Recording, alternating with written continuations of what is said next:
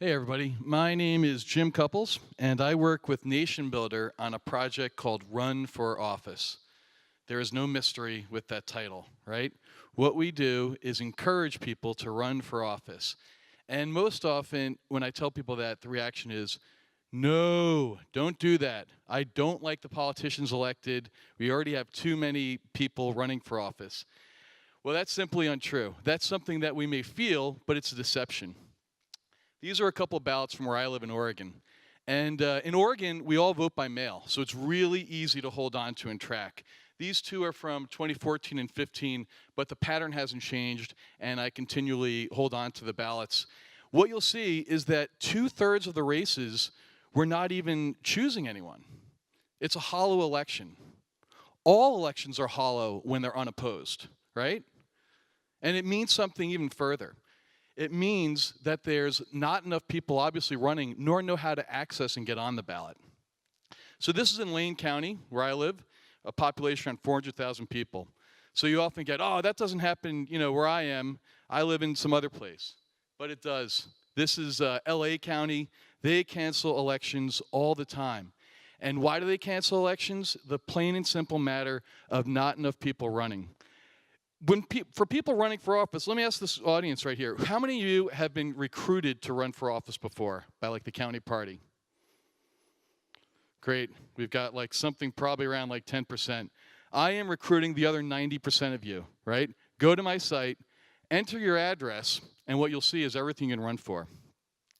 The Pew Foundation did an amazing study in 2014, and they looked at who runs for office.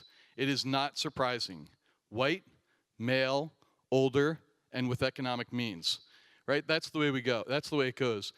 Not only that, in 2014, over 40% of the seats were uncontested, which means there's a lot of room for people that are not white, older, moneyed, right?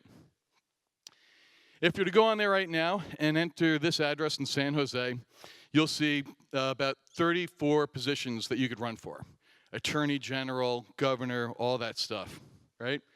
But that's not where most of us start when we're running for office. The good stuff, when I'm doing work, the stuff that I really like digging into are the special districts and school boards and things like that. This is where people start their political careers if you're not Donald Trump, right? If you don't have that big source of money or some big platform, you start on a school board and you start working your way up. That's most often how it goes. So these are all things you could choose if you're in San Jose. And, if you're that guy or girl who needs that open space, wants to, protect from overdevelopment and things like that, that's your spot. The Santa Clara County Open Space Authority board member, District 3, which is right where you all are sitting.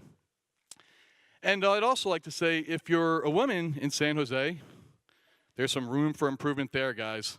3 out of 11 are women, and the other 8 are men, obviously, as this. So I still love you. What this is here, this is a picture from Ferguson. It looks like it's out of the movies, but it's not. This is a real picture right after the riots, and it's amazing. This is the cost of underrepresentation. In 2012, Ferguson voted for President Barack Obama by around 80%. When they had municipal elections in the spring, 2013, that town that voted 80% Democrat did not field a Democrat for mayor, right? It was a Republican candidate. The voter turnout was around 11% in Ferguson that spring, but it wouldn't have mattered if it was 100% because you don't have people running that are representing the community. On top of that, Ferguson was around 2/3 African American. Only one person on the city council was African American. So what happens? Michael Brown gets shot. There's a terrible sequence of events, but eventually things come around. And Ferguson is different now. Ferguson is different in a lot of ways. The question is, did Michael Brown have to get shot to get people to actually run for office? That's the cost of underrepresentation. Part of this job, part of the work that I do is GIS heavy. So we do everything, top to bottom. This is for Norwood, North Dakota, the city councils.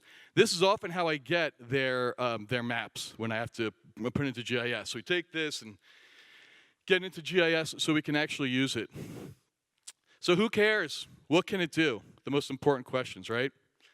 Well, recently, actually just last Friday night, the XQ Institute did this thing where they're trying to rework schools, and they actually used our data, and they're much better on the UI side. This looks a lot smoother than my site.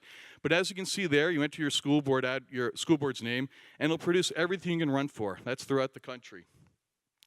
The other thing that was a lot of fun was in Merced County, California, one of the more agricultural counties. There was a young man who was a progressive that got in touch with me, said, hey, they've got these offices up, but we don't know what we can run for. I said, don't worry, we'll find out. And that's what we did. So we got all the political boundary maps that we needed, took together all the information, and we flooded the ticket with progressives. Now, I'll also say that this project is nonpartisan, but I love when progressives come knocking on my door. Right now, we've got around 115,000 positions on the website, but we've got to get it to 500,000. That's around how many publicly elected offices there are. So if you have time, resources, money, let's partner and get this thing done, because it's really not a true democracy until everyone has that information and can participate. Thanks, everybody. Grab my card, email.